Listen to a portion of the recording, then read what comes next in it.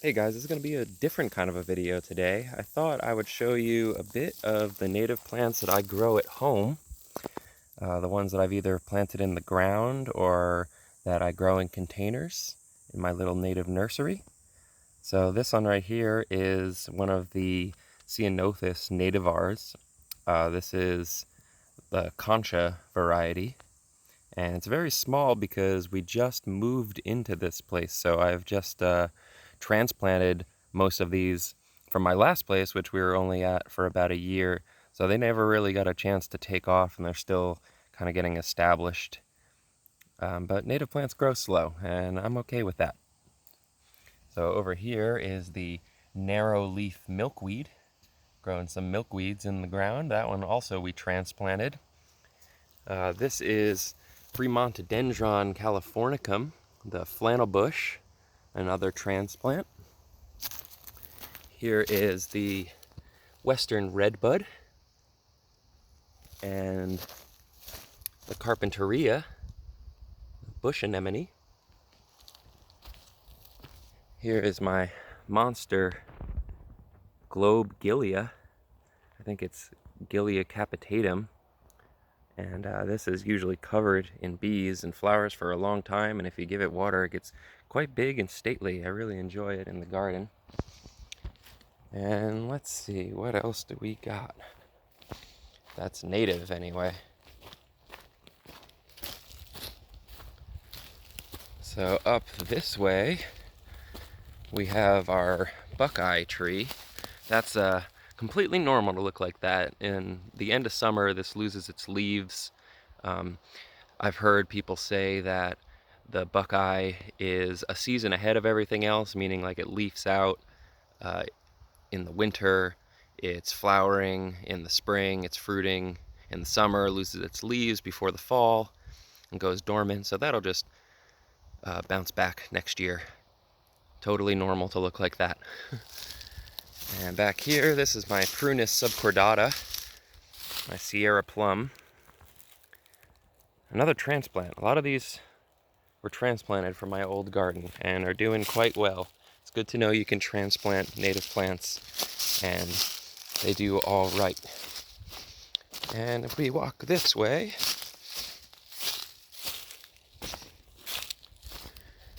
we get a few more. This is Alpine Wachera. That's an alum root. We have Sonoma sage.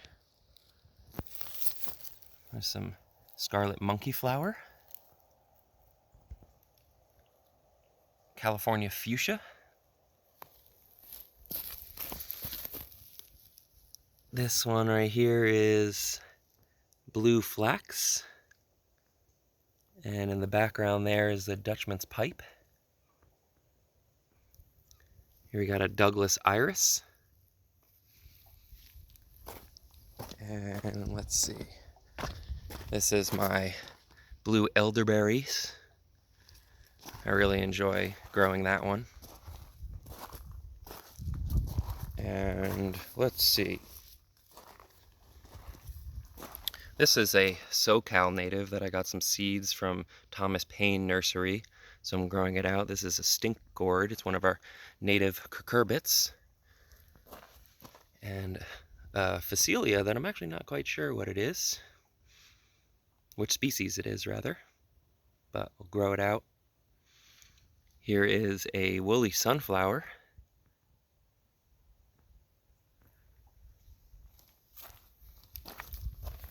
This is our bush monkey flower, grown in a container. Grown from seed, flowers the first year. Hartweg's iris.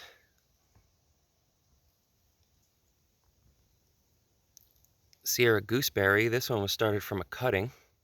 It's doing quite well. That's a spice bush, western spice bush. White sage. And let's see, what do we got over here? These are Brewer's rock cress and the Brassicaceae. Got scarlet monkey flowers. Almost done flowering for the year. Black oak in tree pots. Fringe cups.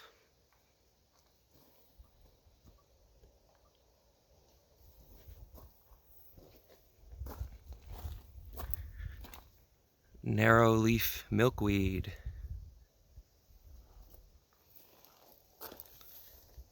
Big leaf maple.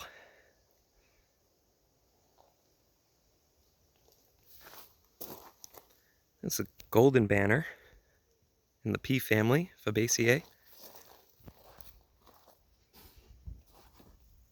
Redbuds.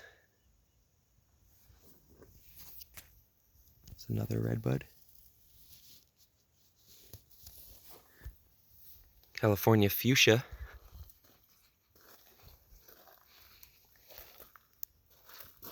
Coyote mint.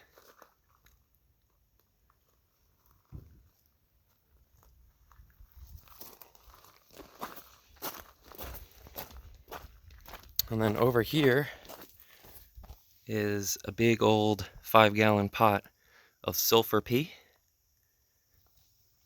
and the Sierra Nevada pea.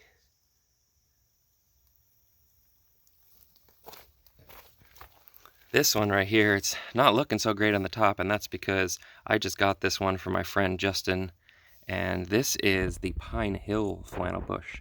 So this is a listed rare plant that he grew, and it looked really good until I got it, and then I didn't really know quite how to take care of it, but it seems to be stable now. You can see it still has leaves on those lower branches, and I think it's going to be just fine. It just took me a minute to get used to how to grow this one in a container. It's got an extremely fast draining mix, so I was under the impression that you'd want to water this guy because it grows in really dry areas sparingly, but it actually does need water every day when the soil is going to drain that fast.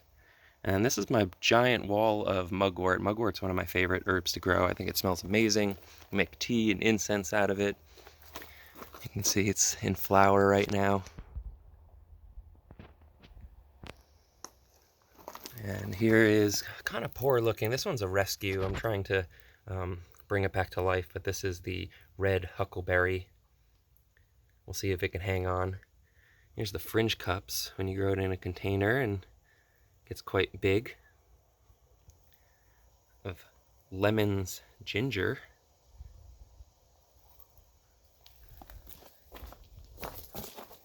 And these are Dutchman's pipe seedlings. This is more lemons, ginger with a Dutchman's pipe together, growing together. So one thing I'm very interested in doing is developing native guilds. So guilds are plants planted together that have the same needs. And so this one likes water, and then you could plant them together. Hopefully it'll look real nice and they'll help each other out. This is Douglas spirea.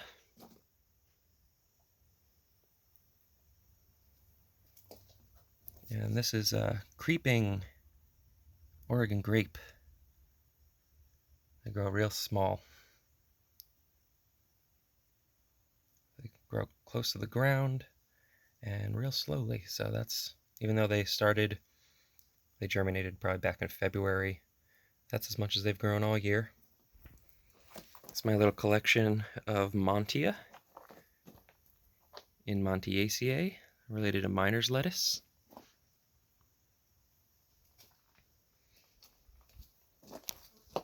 This is Pacific dogwood. Also grows really, really slowly, but that's kind of good because you'll want to transplant this when it's really small in order for it to get established. If I grew it too much longer, it won't do too well. This is chaparral pea.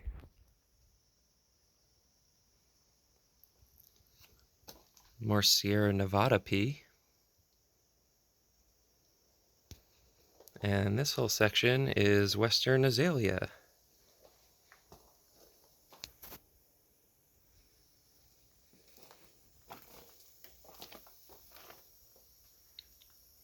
So yeah, that's my native nursery.